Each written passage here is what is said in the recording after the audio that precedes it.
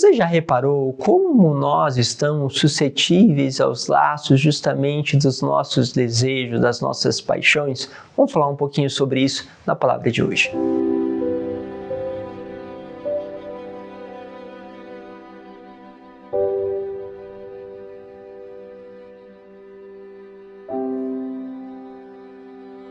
Em nome do Pai, do Filho e do Espírito Santo. Amém. Esse tempo temos feito um itinerário com a Palavra de Deus, principalmente olhando ali para a primeira leitura, quanta coisa nós temos aprendido e cada vez mais um passinho, mais um ensinamento do Senhor, mais um aprofundamento, quanto isso vai contribuindo para a nossa vida. Agradeço a todos que têm deixado seu like, compartilhado. Lembro ainda que vocês podem acessar os grupos de WhatsApp e ali também receber diretamente as homilias e vai ficar mais fácil para distribuir para outras pessoas. Quero pegar com vocês a palavra que está na leitura de Números, capítulo 11, versículo 4 ao 15. Diz assim: Naqueles dias, os filhos de Israel começaram a lamentar-se, dizendo: Quem nos dará carne para comer? Vemos à memória os peixes que comemos de graça no Egito. Olha só aqui como nós somos enganados, né? Eles comiam de graça justamente aquele peixe, né? Igual hoje, né? Você assiste muitas coisas de graça, né? Tem várias, né, redes sociais aí que são de graça. De graça não, que na verdade você consome propaganda. Você só não paga, vamos dizer assim, com o teu dinheiro, mas você consome propaganda, ou seja, alguém está pagando para você ver a propaganda. Então não é de graça, né? Você está dando algo que eles também querem.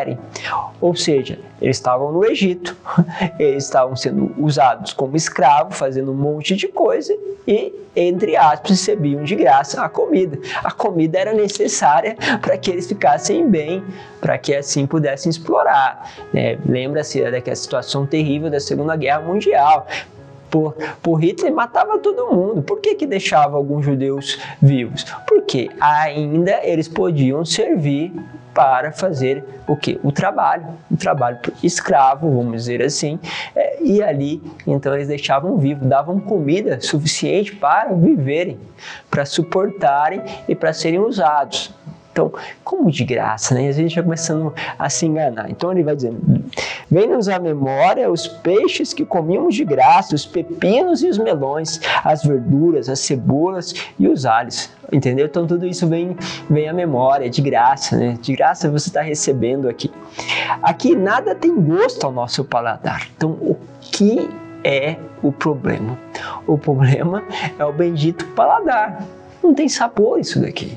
Não tem gosto, meus caros. Isso daqui muitas vezes nos pega. Nos pega como? Nos pega porque muitas vezes temos problemas hoje com tanto comer, né? Imagine que nós temos um mundo que está subnutrido e temos um outro mundo de pessoas que estão obesas, que comem excessivamente, ou seja, que passam justamente daquilo que é necessário. É lógico, não quero fazer uma generalização, pode ser que alguém tenha problemas de saúde, tem problemas hereditários, mas em geral as pessoas são obesas porque tem ali justamente um paladar, um desejo, que vai deixando muitas vezes com que o que era necessário não seja mais a meta, mas ultrapasse isso. Então nós temos uma cidade, principalmente cidades, países onde a condição de vida melhorou, aonde nós temos isso e nós vemos o contrário acontecer. Então vai se pegando pelo paladar. E é interessante porque o paladar é um dos sentidos e a ação do mal geralmente entra através dos sentidos. Então eu desejo comer, eu desejo ver. Então hoje a pornografia, né, que hoje acontece bastante, vem pelo quê? Pelo desejo, pelo olhar, que depois vai nutrindo o corpo, né, de mais desejos. Que aí acontece a mesma coisa com a questão da comida, né? Quanto a culinária hoje cresceu, mas também cresceu, por outro lado, a dimensão da nutricionista, porque nós precisamos encontrar um equilíbrio equilíbrio, uma alimentação equilibrada. E às vezes o que é difícil fazer a alimentação equilibrada? Porque primeiro nós temos que sair da preguiça. É difícil às vezes fazer todos aqueles pratos, né? Pegar aqueles alimentos que muitas vezes passam para nós como um cardápio. Outra coisa é que não é tão saboroso, né? Um hambúrguer, né? Aquela carne meio gordurosa, aquilo é muito mais atraente ao paladar do que a outra como uma verdura, sem dúvida nenhuma.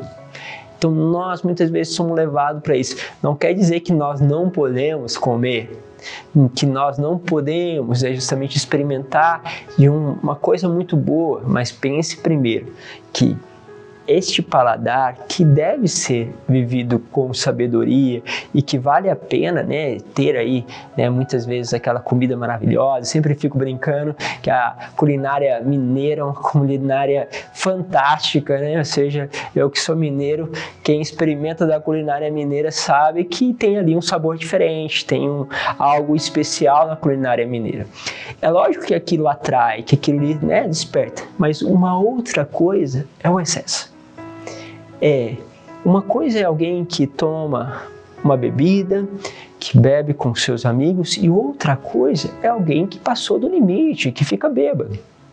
Entende? Então, esta capacidade justamente que vamos perdendo. E aí vai entrando mal. Enfim, vamos continuar aqui. O maná, então, era algo que não tinha gosto. Ele vai falar assim, aqui nada tem gosto ao nosso paladar. Não vemos outra coisa a não ser o maná. Ou seja, primeiro começa com os olhos, depois com a boca, né? O maná era parecido com a semente de coentro e amarelado como certa resina. O povo se dispersava para recolher e o moía no moinho ou socava num pilão.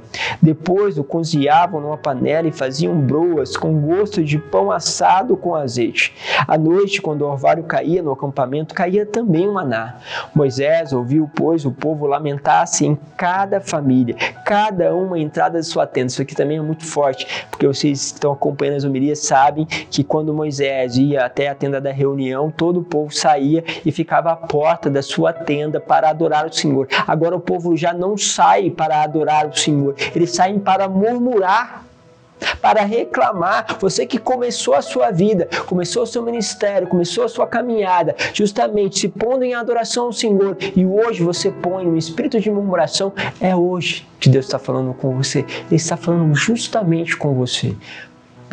Porque a ação do mal está te pegando justamente pelos sentidos, em vez de você se voltar à adoração a Deus. Então, toda a família então paravam justamente à porta da entrada da sua tenda. Então o Senhor tornou-se de uma cólera violenta, e Moisés, achando também tal coisa intolerável, disse ao Senhor: por que maltratastes assim o teu povo? Por que gozo tão pouco do teu favor, a ponto de descarregares sobre mim o peso de todo este... Olha, gente, até Moisés começou a se irritar com a situação. Por que gozo tão pouco do teu favor, a ponto de descarregar sobre mim o peso do seu povo? Acaso fui eu a quem concebeu e deu à luz a todo este povo para que me digas: carrega-te ao colo, como a ama costuma fazer com a criança, e leva-o à terra que juraste dar a seus pais?